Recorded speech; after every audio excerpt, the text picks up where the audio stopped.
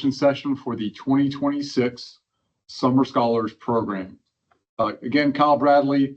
The session is being recorded. Expectation is following the session, the webinar, we'll post the recorded video on our website. So please look out for that later this week. And when you see that, feel free to forward that link to others that may have missed the event. So glad to be here. Again, thanks for joining.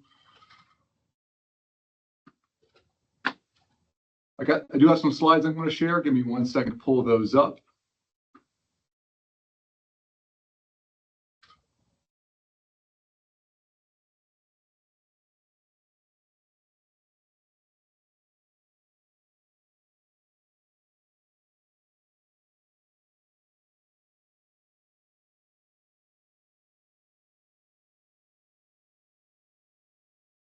All right, again, my name is Kyle Bradley. Today is December 9th, 2025, and this is the 2026 webinar. So today in this session, we're going to provide an overview of ARPA-E. I'll talk a bit about what Department of Energy does and where we're aligned at ARPA-E. I'm going to describe our process, and that's the ARPA-E funding process, selection process, et cetera, and then where tech to market fits within that. I'll describe the Summer Scholars Program. Hopefully everyone that's on the call at the moment is here to hear about that program. So thanks for joining. We're excited to talk about it, excited to host you for that event or for that internship. And then we'll finish with some Q&A. In this event or in this webinar, participants, your cameras and microphones are disabled. We ask that you, if you have questions, please enter those questions into the chat. We've got a team here to support that. So Jennifer and James are available. They'll be reviewing the chat, grabbing questions, and at the end of the session, we'll answer anything that we see there. And anything that I can't answer today, we'll take action on and certainly get back to folks with.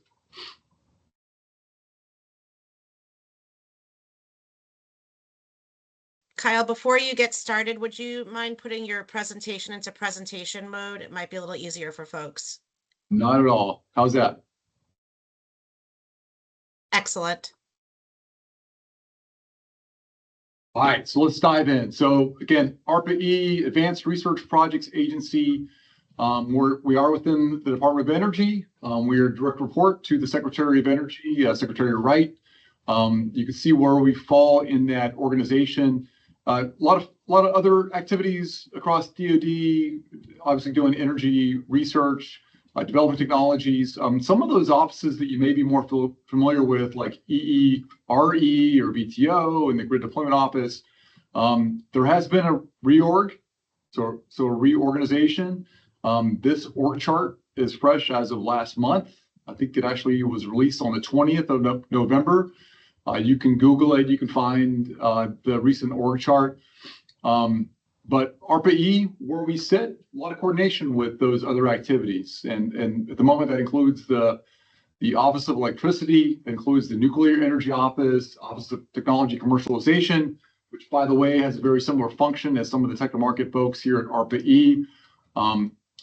We do a lot of work with the Critical Minerals and Energy Innovation Office, which is where a lot of those other functions fell to, renewable energy, et cetera. Critical minerals is a hot topic right now. So bottom line, ARPA-E, where we sit, again, direct report to the Secretary, but also a lot of coordination across the DOE and a lot of coordination across the government. So we work with other departments like Department of Defense or Department of War, rather DOT, NASA, looking for where there's opportunity to transition energy technology, but also opportunities to continue developing transformative technologies with those activities and maybe optimize some of our resources. ARPA-E, the building, we are physically at LaFont Plaza in the District of Columbia. We are a couple blocks from DOE headquarters. We call it the Forrestal building, but we're really close. And again, pretty well coordinated with those activities. If you come on to ARPA-E in the summer, you'll spend some time over at Forrestal, and you'll spend a lot of time here in LaFont. All right, just a bit on the history of ARPA-E. We were started through the American Recovery and Reinvestment Act in 2009. We were a result of a study by the National Academies that said, hey, we need capability to do some advanced research in the energy space. So 2009, $400 million allocation got us going. And since then, we've had 1,700 plus awards through 87 programs. In 2024, funding $460 million. So pretty consistent funding across that time. In statute, we had two goals. The first goal is to enhance the economic and energy security of the U.S. through development of energy technologies that improve energy efficiency, improve infrastructure resilience, improve radioactive waste management, reduce energy imports, and reduce emissions. And then number two, the goal here, ensure that the U.S. maintains a technological lead in developing and deploying advanced energy technologies. I like to put something deploying. I believe that that's where tech to market lives. We do a lot of development at ARPA-E and with our partners, but where it becomes a real challenge and where we get really involved and engaged is in the deployment. And it's finding partners that support that deployment, that's really key. I also want to expand on this a bit. So we've got two goals in the statute, but we also have what they call means, and it's means of achieving these goals. And I think that's why this is why I get really excited, and I think you will too. But I'm just going to read those. So the means. So ARPA-E shall achieve goals established under the statute by A, identifying and promoting revolutionary advances in fundamental and applied sciences, this is B, translating scientific discoveries and cutting-edge inventions into technological innovations, and accelerating transformational technological advances in areas that industry by itself is not likely to undertake because of the technical and financial uncertainty. I don't know about you, but that gets me excited. And I think that's why you're here. So if it excites you too, you're in the right place.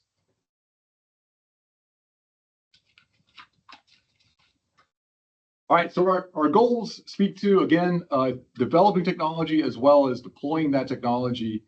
And to do that, we prioritize tech to market early. And you saw the 5 metrics on the previous slide that speak to resilience and emissions reduction and imports. I'll tell you, those are really tough metrics to track.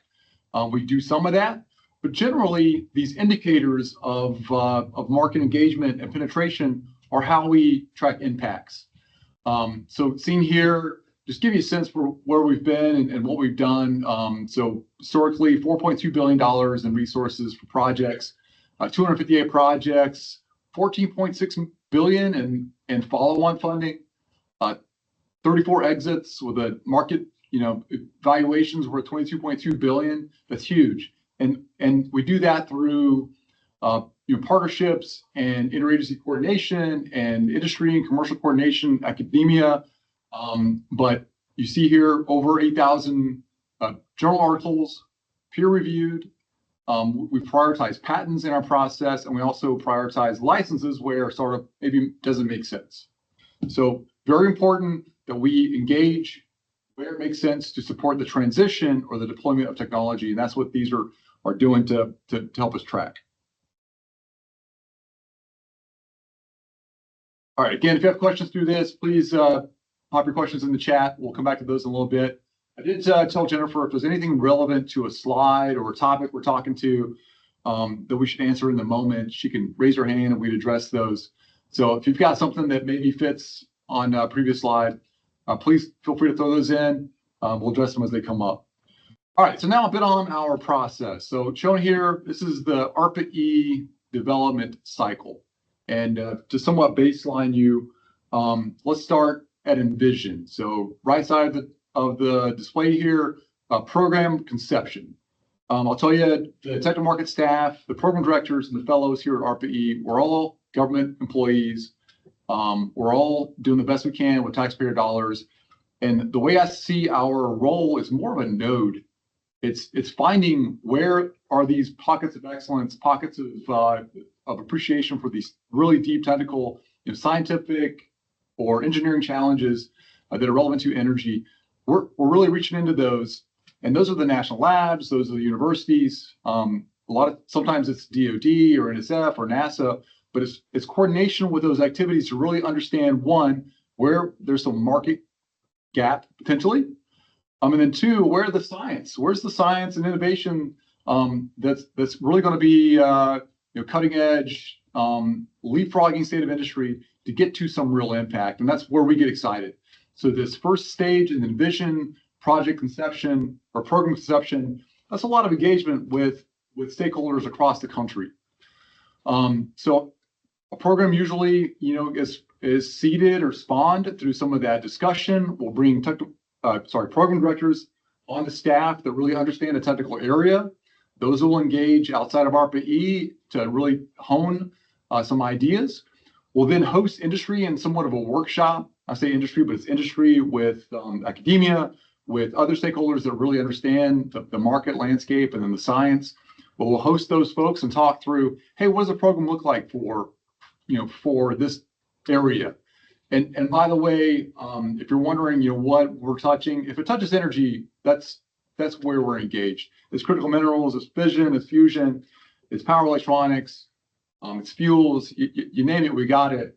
And always looking at where the next opportunity is. And that's what this is doing. So the workshop brings these people around or into the same building. We have this really deep discussion around what we can do and what markets we're addressing. We'll pitch a program to leadership here. Once a program's approved, we'll release notice of funding opportunity. We're soliciting the researchers across the country to provide their solutions. We'll review those. There's somewhat of a proposal rebuttal process, but then we'll select projects and then go into contract negotiations. I think the technical market function, we live in that entire cycle, but around the contract negotiations is where we really start to engage these performers. And it's through what we call technical market milestones. And what that looks like, it's something we do at ARPA-E better than anywhere else I've been. And by the way, I'm 22 years with the government now. We engage on technical market strategy early enough, and we require that the performer is considering technical market early enough such that through the entire project, which will be about 3 years for first-time projects, through that entire process, they're doing market analysis. They've got an IP strategy that they're tracking to. They've got a financial model they're working on. They're looking at hiring the right people, so CEOs. They're talking with manufacturers. These are milestones that we put in their contract, and we require a percentage of their contract go into that function. So it's a lot of upfront engagement to make sure that when these performers finish a project, it matters. And that's one of the questions that we track to. It's kind of what we live by in the technical market team. If it works, will it matter? And on that point, we take a lot of risks at ARPA-E. We're very similar to DARPA. Transformational technology based on sciences. We're going to have some that don't hit the metric. It's those that do, those promising technologies, those that we're really excited about. If those work, it only matters if we can deploy that, we can transition that, right? So that's what that's about. It's about understanding next steps. Through the process of the project, again, 3 years, there's ongoing technical reviews. And then at the end of that, we're really looking, again, technical market gets involved. We're really looking at venture capital, partners in manufacturing and supply chain to transition that technology to maybe a commercial industry, maybe it's the defense, maybe it's some other market, but that transition is really key in what we do and why technical market exists. I've got a comment here or a note there around scale up. I'll talk more on that in just a minute. It's a tool that we use to support that transition, but generally this is our cycle. And I ask of you, as I kind of talk through these slides, please think about where you might fit in this process. And that's the hope that we bring folks into our Summer Scholars Program this summer that can identify a place where they can provide a lot of value in assessing the market, maybe bringing ideas around technology, and aligning those two things, and then bringing some ideas around partners. So really excited to be talking about this. We'll move on. You're wondering, again, I touched on kind of some of the technology areas that we were focused on. This slide speaks to some of the, I guess, markets that we're engaged in. This represents projects in each of these areas. You can see active in the salmon color, alumni in the blue. At the moment, number of projects in transportation, power generation. We're all tracking, data center scale up, grid resiliency, things like that. So really excited to be supporting those markets. Okay, let me get caught up here in my notes. All right, so as we think about validating technology and look at this slide, if you look at the left side of this plot, really that's the validation phase. We're bringing a concept out of a lab somewhere, and maybe it was just an idea at a university somewhere. We're bringing that out of the lab. We're validating the concept in a piece of hardware through some kind of demonstration or otherwise. That's that first phase, and that's that first mountain. And we like to think mountain of opportunity. This is somewhat of a jab at valley of death, but that first mountain of opportunity is we're bringing technology to that validation stage. Those projects that work, again, if it works, will it matter? It matters if we deploy it. That's the second mountain. And that's somewhat of your pilot plant production, maybe, but also maybe piloting the capability. It's really getting through TRLs sometimes. But here again, I speak to scale up, and scale up is really about getting over or getting past that demonstration and into a real world application of that technology. And then the idea from there is to go into find other markets, find other investors, and that can be venture capital, but also could be non-dilutive resourcing from the Department of Defense or transportation or otherwise. We really want to get to, I like to think about full operational capability. That's a DoD term, but how do we address the full potential of that market? So maybe a total addressable market or some portion of the market that makes sense. And that's where we're trying to get our performers to.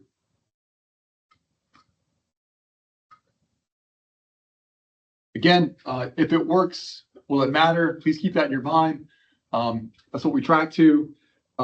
Again, early on, this is kind of showing a very similar plot that says, we're taking a lot of risks, but the idea is we're driving down the risk in that concept, in that technology, and then as we drive down that risk, we become more attractive to these other programs, which could be venture capital, but also could be, here I've got Loan Programs Office, by the way, it's called something else now, energy dominance financing. But you kind of get a sense for, as we de-risk technology and it becomes more attractive and we identify the right markets and transition pathways, we start to also identify resources and capital to get to scaling that technology. And that's what this model is representing. And then again, you see ARPA-E scale up here. I think my next slide speaks to, I'm sorry, this is the slide. So that acronym, so seeding critical advances for leading energy technologies with untapped potential. That's the acronym. We specialize in acronyms here in some regards, but Scale Up is also what it sounds like. So Scale Up is a resource that we have here. It's a program we run. This year it's called Scale Up Ready, so it's on a rolling basis. And it looks across the portfolio and it transitions technology that's ready to transition. So technologies that we've developed at ARPA-E that's looking to transition to that next level. And maybe it's manufacturing or maybe it's some additional prototyping, whatever it may be. It's funding that larger capital requirement to get to that milestone. So we're really excited about Scale Up and where we are. It's an ongoing process now, and glad to have that in our portfolio. All right, so a bit on tech-to-market team, and then kind of getting into what the ask is of our Summer Scholars program. So again, I'm a tech-to-market advisor. That's where I'm aligned at ARPA-E. My director is Luis Ortiz. He's the director for commercialization here. We're really excited to be supporting that function. It's deploying technology, and this illustration somewhat aligns to the program development cycle that we showed before. But you see formation here, project selection, negotiation is big. especially considering the technical market milestones. And by the way, in a lot of these concepts that are coming out of universities and national labs, oftentimes these are, 30, 40-year scientists.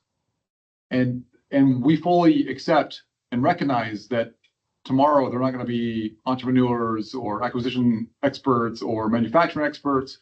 We do drive hard for teaming, finding the right team of folks, which could be a CEO. If you're a 40-year scientist, you might want to consider hiring a CEO if you're trying to do a startup. So it's that negotiation process where we start to really reveal that there's some challenges in the scientific mindset that may not be appropriate for scientists. So that's a really interesting time for program development, and then obviously execution.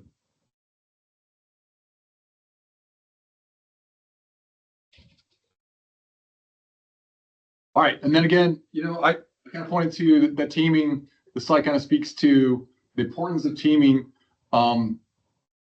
We recognize, again, performers show up, maybe not necessarily having the skills. We're hoping to find skills and find activities and stakeholders that can support and help those technologies and those performers and those small businesses, oftentimes, those companies get to transition of technology. In the technical market space, that's something we do here, but it's also something we're looking to summer scholars to come help us do. Understanding that landscape, understanding where the market is and who are the key stakeholders in transitioning technology to that market.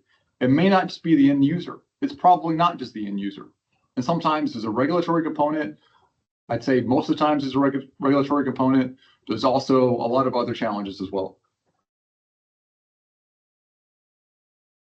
So that, and I'll just note, the appreciation for that market and those key stakeholders, that is certainly something we're asking of summer scholars. So, as you start to think about projects, and you'll see a list of this year's projects in a minute, as you start to think about projects that you intend to apply to, think about where you can bring some value to those.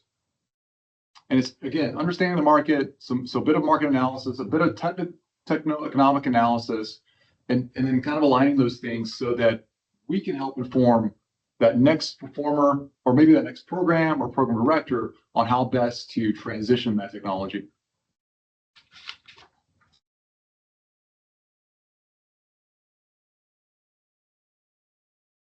Okay, so again, program directors, technical market fellows, that's the government team here. We have a pretty good technical market staff. Support staff. These are our CETAs, systems engineering, technical assistants. Great staff here at ARPA-E, but we're also always looking for thought leaders, and that's what this slide represents. That includes program directors, that includes technical market. By the way, we're all term limited, so we're here 3 to 5 years, and the expectation is that we roll out, we do great work wherever we go next, but then we're bringing fresh ideas into ARPA-E. So we're excited to host you as summer scholars, but we're also very interested in maybe potentially in the future hosting you as a program director or technical market advisor or fellow.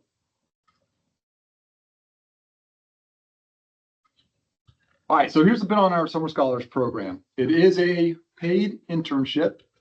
It's 8 to 12 weeks. I say paid. The stipend at the moment is $1,400 a week. And that does include the housing stipend.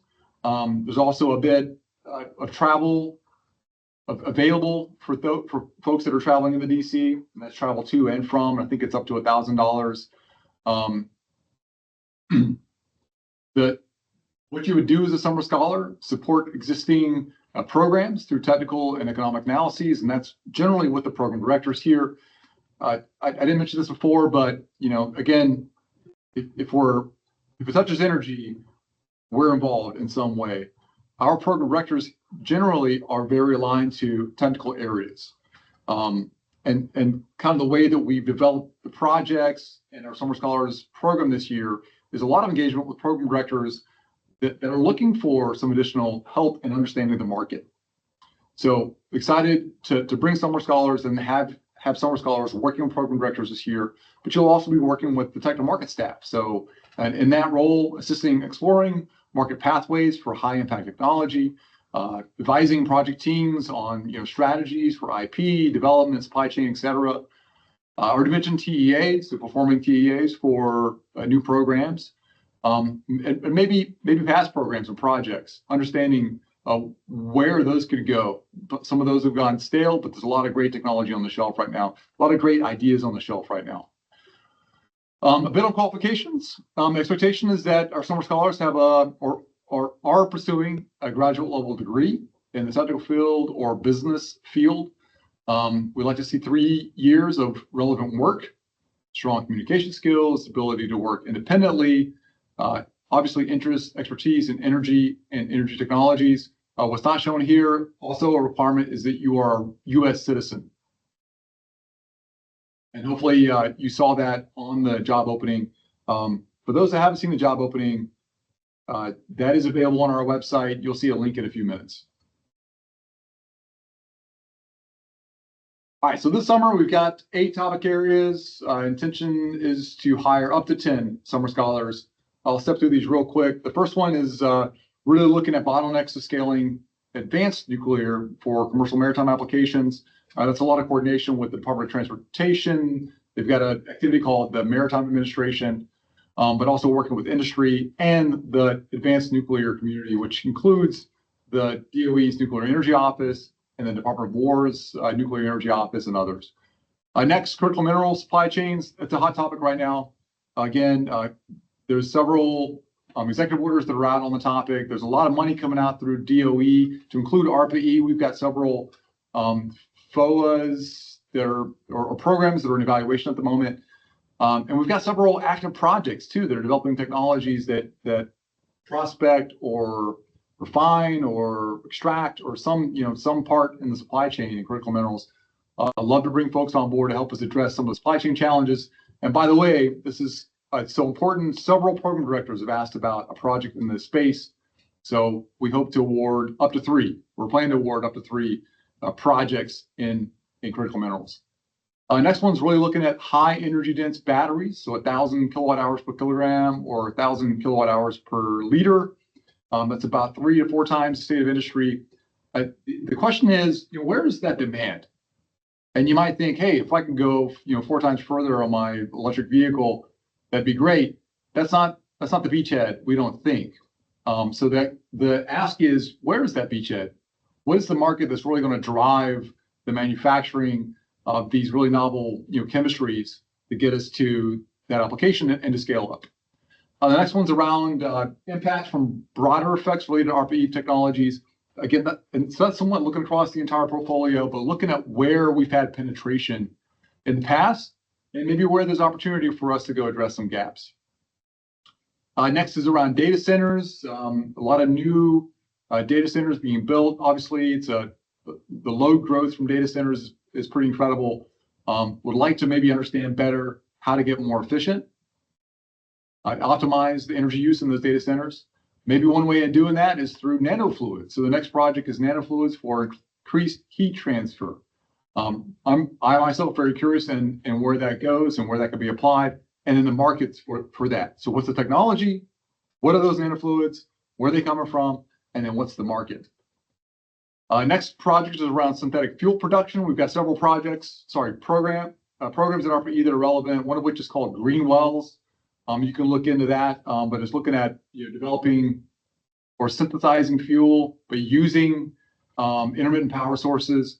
This is likely a partnership with the Department of War and with DARPA. So DARPA has a program called Excursion that's looking at very similar challenges. How do you make a liquid fuel that's relevant to tactical systems in the DOW?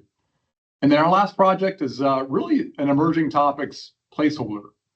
And the ask is, as you look to apply, and you've identified a project or projects that you're interested in pursuing or applying to, if you're also open to an emerging topic, please indicate that in your cover letter and your application.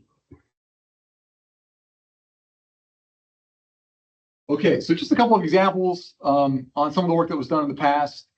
First of which here, this is a a project, again, these are all summer scholars. I got 3 of these examples, but this project is looking at a mapping alignment of capital, and call it VC or otherwise, and resources to say touch to market stages. And then by TRL or ARL, because there's good alignment there. This is a great project, something that we continue to leverage. Where is there opportunity, and when is there opportunity to have some of this engagement where you're taking a new concept or a new technology, look at where they are in their cycle, and then finding the right capital activity to kind of bridge that. 6th project, looking across the portfolio to identify gaps, and opportunities to commercialize technologies that are in our portfolio. This is really looking at scaling in a lot of regards. But again, one of those projects where what they delivered is something that we could continue to reference and incorporate into some of our tech-to-market processes. So another exciting project. Boost is on this slide for those of you that have maybe been around the national labs and DOE. Boost is kind of accelerated program, transitioning technology. I think a lot of what they're doing and what we do, I think have kind of come together in the past. I mentioned before, Office of Technology Commercialization. They applied this Boost program, but some of the lessons learned from Boost and some of the lessons learned from Tech to Market, have been passed back and forth, and that's something we're excited to continue to do. All right, and then my last example. This is one a summer scholar, a lot of engagement with utilities and utilities partners to understand processes and opportunities to be more effective in lining projects to support utility challenges, to be more efficient, address infrastructure problems, et cetera. Again, this is some mapping that supports ongoing evaluation and engagement around how to take technology that's ready for utility or grid integration and maybe message and communicate appropriately with that utility partner to make that project transition. Okay, big banner here. So application deadline, January 19th. So, and you can see here applications are on a rolling basis. What that means is we are already starting to see applications come in. As they come in, we are reviewing those applications. And when appropriate, we're starting to schedule interviews. And when we're ready, maybe even prior to January 19th, selecting those applicants, those candidates, and making offers to those. So it behooves you to submit your application early. We're really excited. We've already seen some great candidates come through. So please get your material in early, and let us know if you have any questions, concerns on that. There's a note at the very bottom of this for those wondering. So the appointment will be from ORISE. This is not a government or federal appointment. The Summer Scholars Program is administered by ORISE. There'll be some additional follow-on paperwork that you'll do with ORISE to get paid. More on that as we go through the process.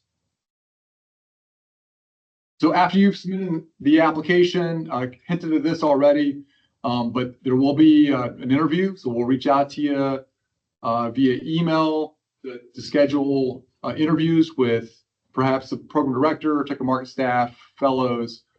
That interview will be pretty brief, 30 minutes, 45 minutes. We'll ask questions of you. You can ask questions of us. Just opportunity for us to talk about what we're excited, what gets us excited, frankly. And I love this type of engagement because most people that are applying to the Summer Scholars Program, they've got a lot to talk about. They're excited about energy, right? So this is our first opportunity to talk to you about what you have in mind for Summer Scholars, what you're working in, what you're doing in your university, where you want to go, where you've been. So we're excited for this phone screen interview. Hope you are too. Once selected, the Deputy Director for Commercialization Review, that's Luis Ortiz, that's my boss. He will review selected candidates and give us a green light or otherwise, and then we'll respond to you with a decision. After the decision's been made, again, we will coordinate with you and ORISE to get paperwork to ORISE, again, to make sure you get paid. Okay, and with that, we look forward to having you. This is the team. This is the ARPA-E Summit from last year, I believe. On that note, ARPA-E Summit this year, sorry, 2026 is going to be in San Diego, April 7th to 9th. It's a great event. If you haven't been, you should check it out. Not telling you have to go. I'm just saying it's great. It's a great event. If you'd love to engage around energy, a lot of great networking happens here. At the bottom of this page, you can see a couple of links. You have an email address. This is where you can ask us questions. And then you can see the website. This is where you can go to find the job announcement. You can apply there. There's also some additional information. The webinar, once it's been through its process, will get posted there. So please take that for note. And you can also Google ARPA-E and you can navigate your way to these links. Okay, with that, we're in our Q&A session. At this point, if you haven't already, please drop your questions into the chat. I'll take those in just a minute. Just before we do that, I just want to say thanks for joining. Again, I wish I could talk to each one of you face to face. Love having that engagement. Look forward to having some additional engagement in our interviews and then bringing you on board. Again, hiring up to 10. So looking forward to having you on board. I hope you're looking forward to coming. Please keep in mind this is a tech to market internship. So if you're looking for truly technology focus, working at a bench to build something, that's not what this is. This is really look at the market. We do have tools here to help our own team do that. And when you come on board, we'll offer those tools to you to help us out. And then this is the last opportunity. This is the email address shown here. Please jot that down. If you didn't get your question answered today, please reach out. Feel free to reach out, and we'll get that to you. Get back to you as soon as possible. And with that, I'm going to go to Jennifer. Jennifer, what's our first question? Thanks, Kyle. We have a few questions in the chat. The first one is just going to read it verbatim. Thank you. Oh, we got another one in there. Thank you for the presentation. Will summer scholars indicate interest to or apply directly to specific projects, or will we be matched to a project based on our experience or skill set? Yeah, we'd like for you to suggest where you have interest. And if it's multiple projects, call out multiple projects. And I think it's up to 3 that might be suggested in our job announcement. So up to 3 projects, please indicate those on your application. Okay, if I may, Kyle, just add to that, when you apply, you'll have a drop down multiple choice. You can select up to 3 projects that you may be interested in. They are called out exactly as presented in this deck and presentation today.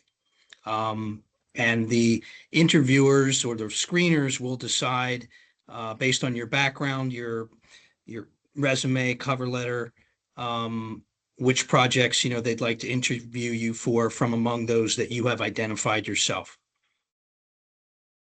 Thanks for that, James. Okay, thank you. The next question is, thanks for all the useful information. What should a cover letter generally include? Certainly include the projects that you're interested in. Talk a bit about your work experience, what relevant work experience you had that you'll bring to the Summer Scholars Program. I think relevant work experience, we want to see folks that have a technical background, but also folks that are part of the reason for the business component or MBA component is to have some of that business perspective as well. So in the cover letter, kind of suggests you're interested in working in the energy space with ARPA-E, innovative, disruptive, transformational technology, but also you're focused on the business side of tech to market. Yeah, and just to expand on that, maybe why you're picking those projects that you've highlighted of interest, and that might help clarify for which project to choose you for in the interview process. Okay, the next question is, Beyond the core project work, what does a typical week look like for a summer scholar? What other meetings or activities might we be involved in, or would day-to-day activities mainly be focused on a single assigned project?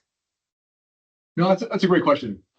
Yeah, we see this as a mentoring opportunity as well. So when you come on board, ARPA-E, at least two or three times a week, we've got what we call a hopper or some kind of event happening in our conference room where we're talking about new technology in some market or in some new technology space. We're bringing industry experts to kind of provide these descriptions. We'd love to have you participate in those events. Where there's relevant engagement at DOE headquarters, which again is a couple blocks away at Forrestal, we would have you participate in that. The OT's Office of Technology Commercialization, they do a lot of coordination over there. Would love to have you kind of work with that activity a bit. So where there's opportunities and meetings for you to have these discussions and learn from that engagement, we're going to include you in on that. So I think what I will leave you with is we see you coming here and learning at least as much as we see you coming here and providing a product that supports tech-to-market functions. I hope that answers your question. We do expect you to live in DC. We expect you to be in the office, 8 hours a day. We expect you to engage regularly with the program directors, the fellows, the CETAs, tech-to-market staff. But we're also looking for opportunities to help you develop. Thanks, Kyle. Next question is, thank you for the information. For references, what kind of information is most helpful for them to be able to speak to? Academic experience versus work experience versus behavior, work ethic, etc. I think a good mix of those three would be great. Yeah, perspective around energy technology, in science or engineering, but then some perspective around the business component, the technical or market assessment rather. If you've got references that can speak to your engagement in those areas, I think that'd be preferred. That is the last. Sorry, procedurally, if I may add, you're not expected to submit written references with your application, but rather just the contact information of references, academic work or otherwise. We would not reach out to a reference without letting you know in advance. So that probably wouldn't occur until after the interview has taken place. Thanks, James. Kyle, that's the last of the questions in the chat. Maybe you just open it up one more time if there's any other questions. Yeah, last call for questions.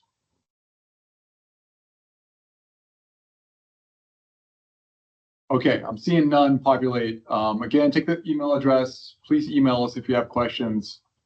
And then again, thanks for coming. Thanks for being here. You being here at least suggests you're excited to engage on these topics. So hope to talk to you soon. I will say, I guess, last thing, if you're not selected for a summer scholar program, don't give up on us, right? We've got 10 positions. We'll see, hopefully, a lot of applicants. Don't give up. We'd love to see you at ARPA-E. We'd love to talk about your research at some point.